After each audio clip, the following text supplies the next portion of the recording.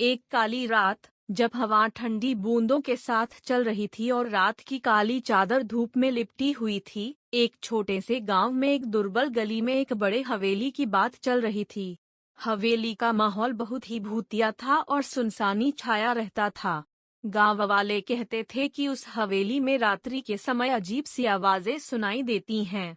लोगों की कहानियों में कहा जाता था कि उसे रात्रि में एकत्रित आत्माओं का आतंक होता है। एक दिन एक बहादुर युवक नामक राजमान सिंह ने निर्णय किया कि वह उस हवेली का सत्य जानने के लिए तैयार है।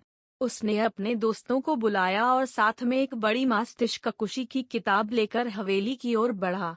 जब वे हवेली के द्वार पर पहुंचे, तो एक अजीब सी छाया छटी हुई दिखाई दी। वे द्वार को खोलने के लिए साहस जुटा रहे थे, तभी एक रुके हुए स्त्री की आवाज आई, कौन है वहाँ?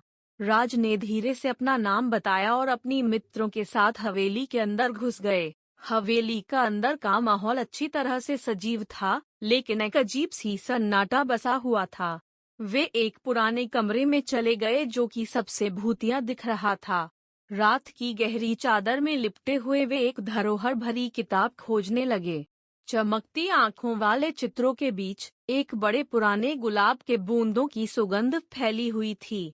तभी एक छिपी हुई दरवाजार आवाज सुनाई दी, जैसे कोई वहां से गुजर रहा हो।